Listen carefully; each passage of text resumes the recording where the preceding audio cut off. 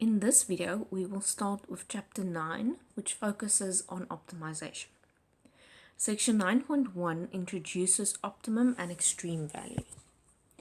When we have a choice of maximizing or minimizing an outcome, it is said to be optimizing this outcome variable. Mathematically, these points are called extremum points or extrema for plural. The dependent variable is the object of our maximization or minimization problem.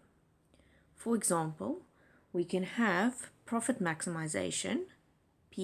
Profit is a function of Q, and profit will be revenue as a function of quantity minus cost as a function of quantity.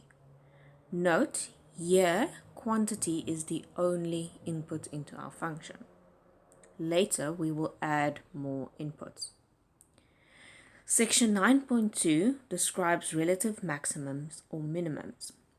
So in order to test whether it's a minimum or maximum, we have the first order derivative test. First order derivative test. If the first derivative of a function f of x is equal to x naught,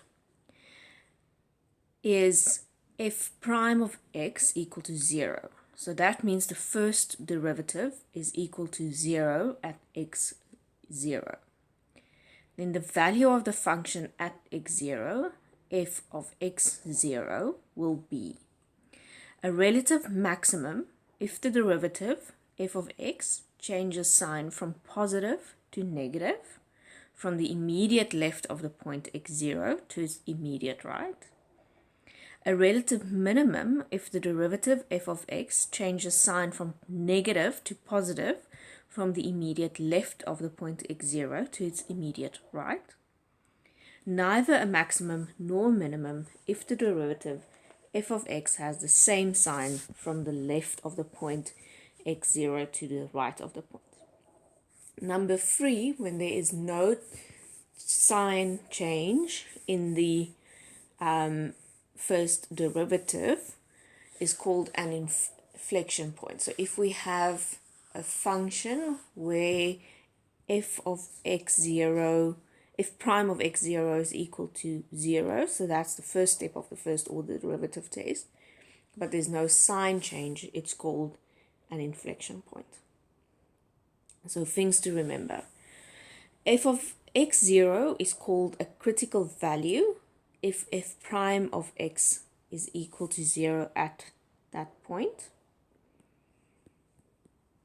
at x0.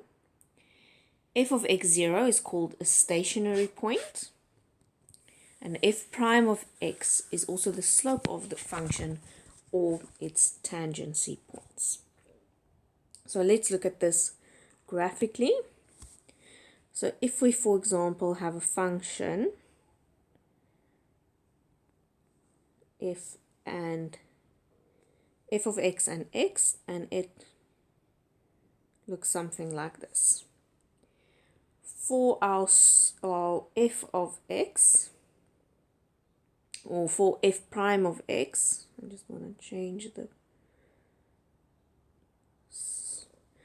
here. If we draw a tangency line, you can see the slope is positive. If we have our maximum value,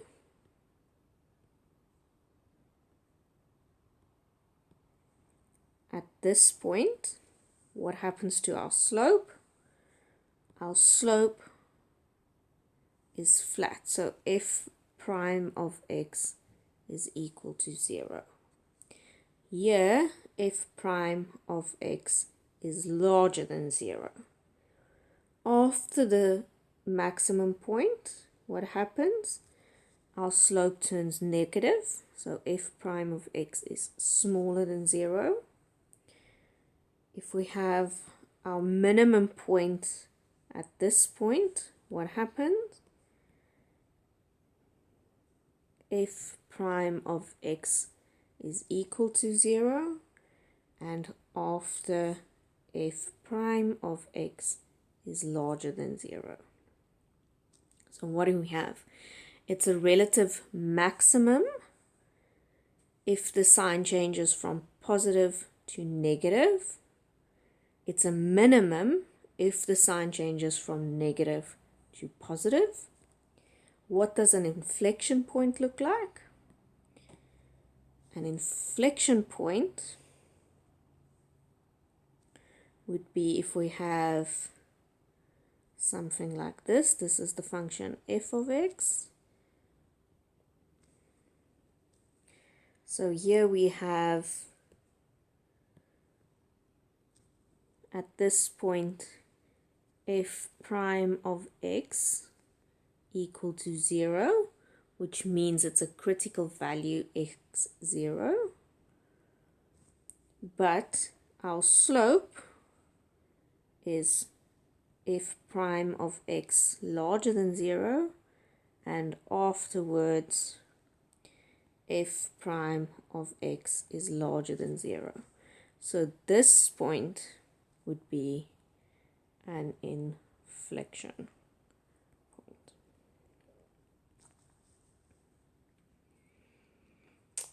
So let's do an example.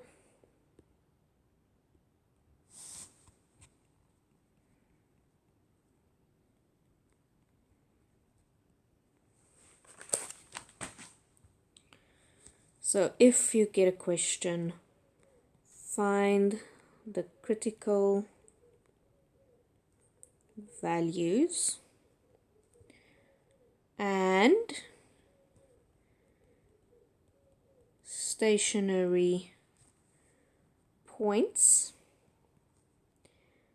of the function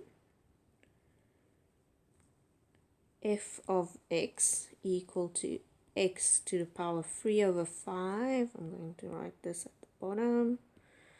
Stationary. So f of x equal to x 3 over 5 times 4 minus x. Use the first order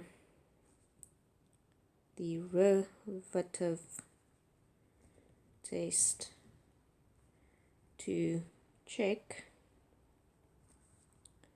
whether the stationary points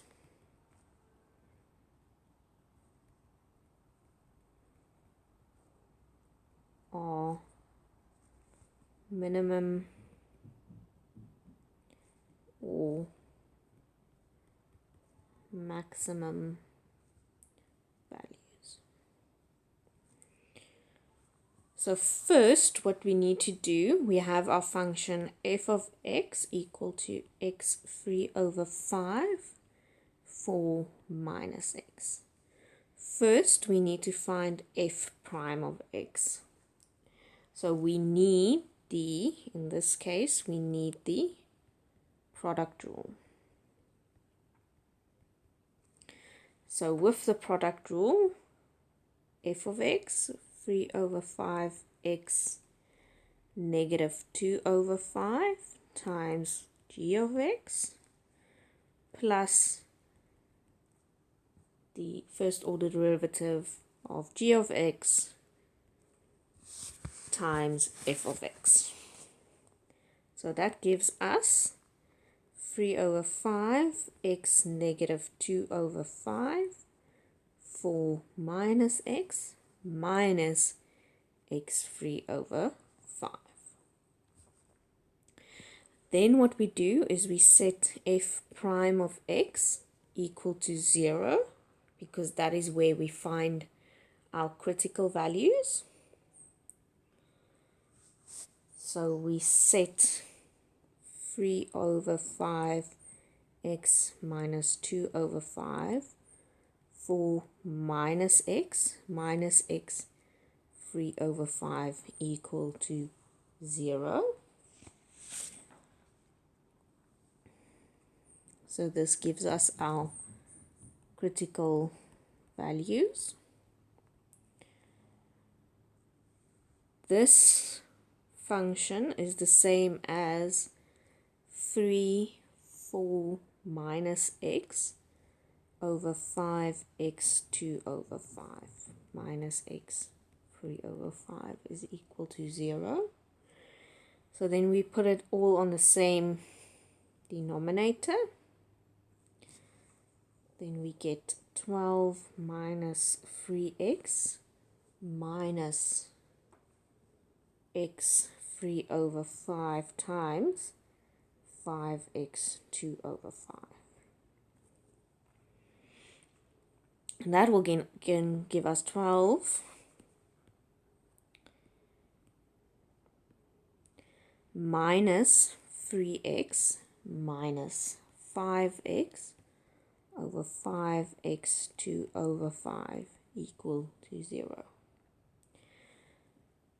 That's 12 minus 8x over 5x 2 over 5, 0. So f prime of x will be equal to 0 if 12 minus 8x is equal to 0 and x cannot be equal to 0. So minus 8x is equal to minus 12. So x is minus 12 over minus 8. So x is equal to 3 over 2. So this is our critical value. Critical, just rewrite that. Critical value of x. What do we need next? We need the stationary point, which means we need fx0, which would be equal to, go back to the function,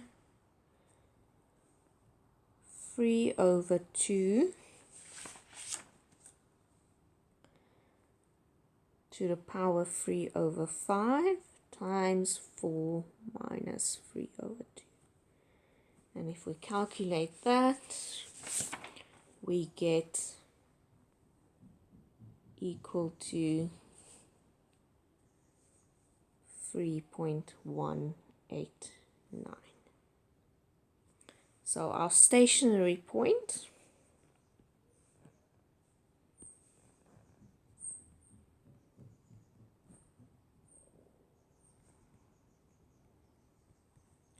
is at x 3 over 2 and f of x at 3.189. So now we have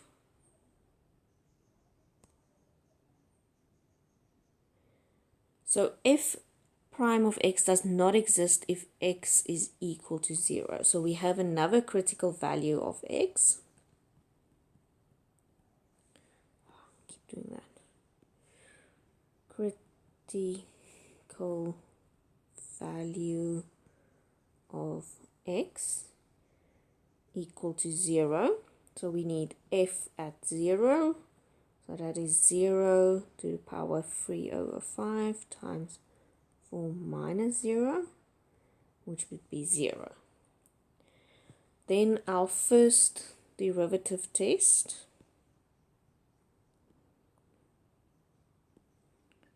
First order derivative test. We have two values, so we need to test f at 0 and f at 3 over 2.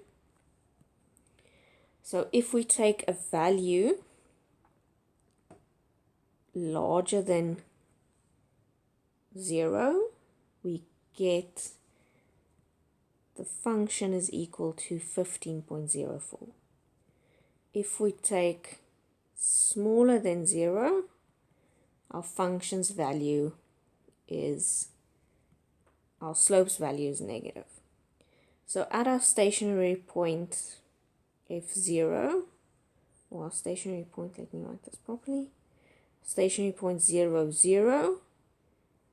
It changes, it doesn't change sign, sorry, this is 15.24. So it's positive and positive, which means it's an inflection point. If we take a value smaller than 1.5 or 3/2, our slope's value is 0.13. If we take a value larger than 1.5, our slope's value is negative 1.3. So our stationary point 3 and 3.189 changes signs from positive to negative. That means this stationary point is a maximum. And that's it.